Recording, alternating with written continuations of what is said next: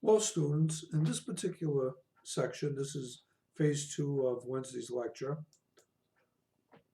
we're going to talk about Trompreneur and Hampton Turner, who offers the seven dimensions of culture.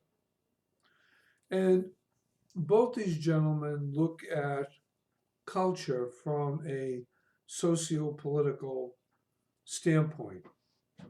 Go to, on page 439 of your book, I believe, go to table 12.2. One second. Okay.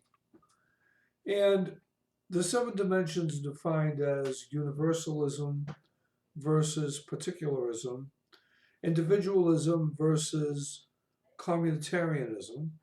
The third, specific versus diffuse. The fourth, affective versus neutral. The fifth, achievement versus ascription. The sixth, sequential time versus synchronized time. And the seventh, inner versus outer directed. So let's look at each one, starting with universalism versus particularism. In a universal culture, right, everyone has to understand the same thing. So there are things that people value, rules, regulations, and general principles. But people value relationships, friendliness, and closeness. And I want to take a good hard look at that to current times. And current times dictate right now we have this social distancing. And in different cultures, many of the different cultures, some were more affectionate than others. Some are more touchy-feely. Some are more family-oriented before we actually get to the business aspect of things. So this pandemic, does that change everything that's going to be happening down the road? Is how we'll be able culturally to communicate.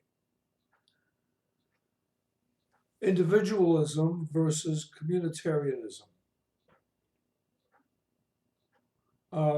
In some cultures, people value individual effort, and other cultures, collective teamwork and teamwork are valued. I think here in the United States, on the national level, we do both, depending on the industry and the culture in that industry. And we talked about that previously. Next one, specific versus diffuse.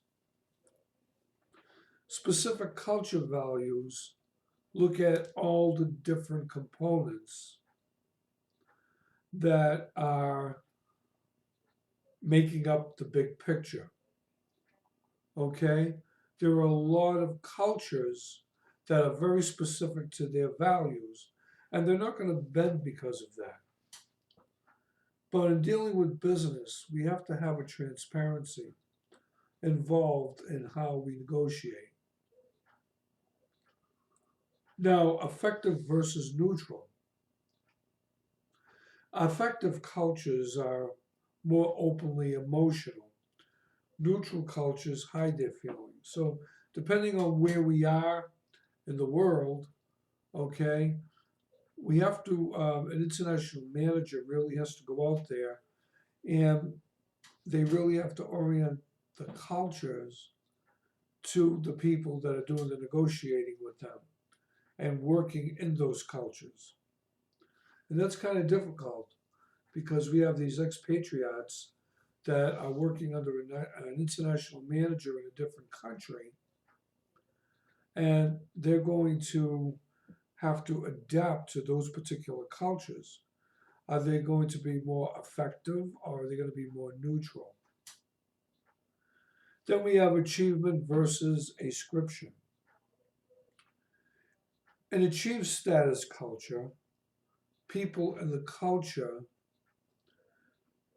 measure their accomplishments by their work and their creativity. Ascription status favor really longevity, gender, or hierarchy. Sequential time versus synchronous time. Cultures that believe in sequential time look at time as something that is very linear and value the past or the future. Are they proactive or are they reactive to previous cultures? And their values are stigmatized. Sorry, long day. Their values are stigmatized by how they look at their cultures holistically. Synchronized time focuses on the now, and they even see time as the whole the whole concept of time as something that is ongoing and revolving. And then inner versus outer directed. Inner directed cultures are very controlling cultures. And they think that the environment can be controlled, and that's how we shape our events based on our migrations. Outer directed cultures believe the environments and the natural forces shape events. So the thing is that do we believe that everything out there has already been planned and that we have to conform to what has been planned in nature? Or can we control the outcome of things based on how we utilize our resources? Excuse me, which is basically our environment. So reflect on that for a minute. I'm going to grab a little water.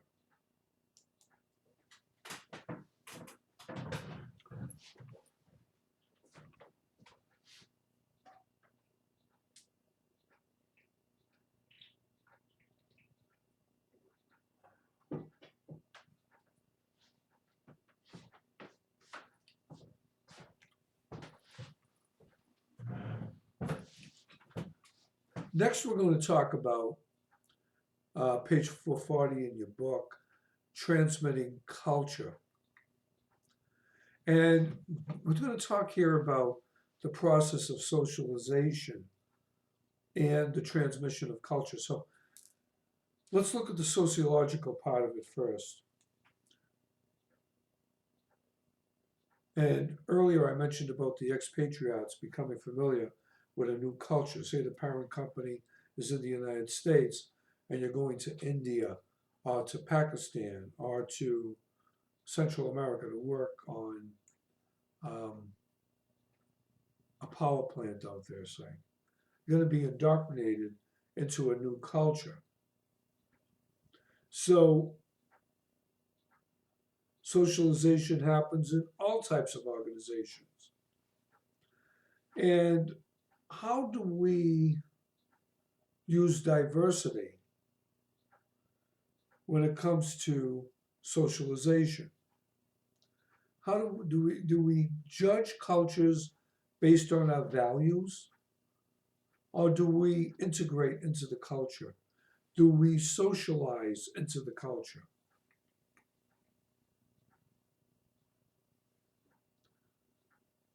The book talks about sharing common assumptions. And socialization, it states, involves several different actions. So whether we're hiring internationally or whether we're working nationally, we define our culture based on the employees that are in that culture. And as I said, every time there's a new hire, the culture changes ever so slightly. An organization selects its new members by those that share the traits and characteristics of the existing culture. In other words, does it share its core values? The second point is reframing what is important.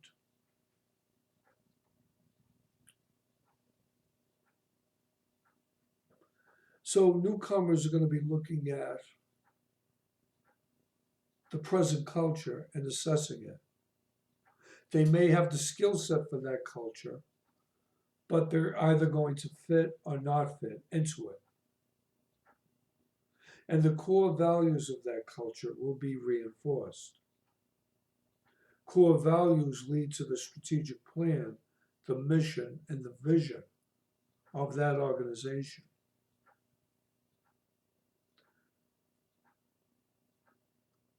Then there's rewarding and punishing what is important.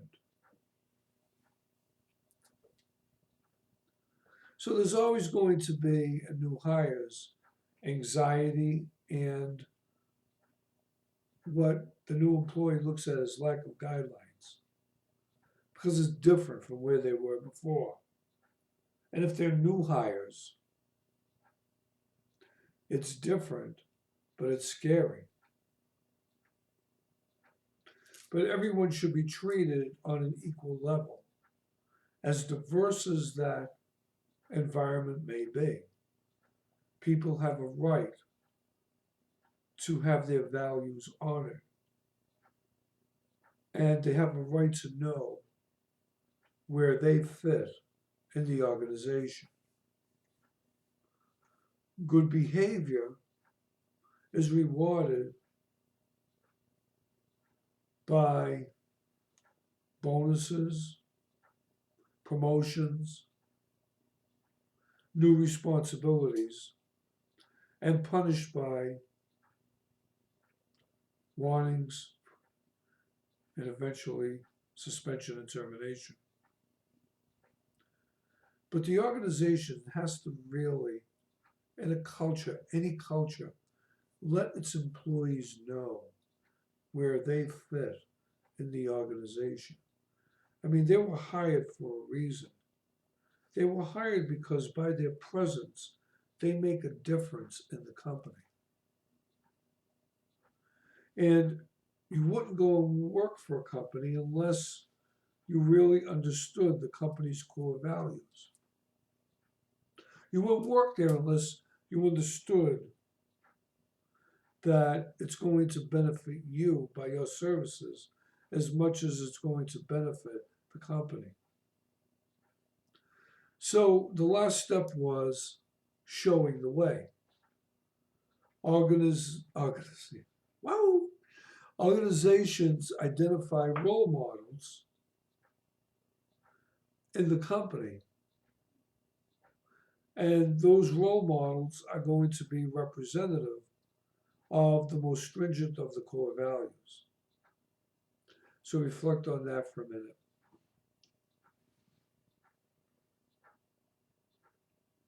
Just think about how this whole dynamic is put together.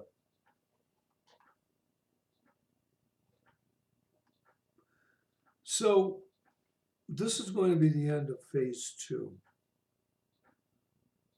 for today.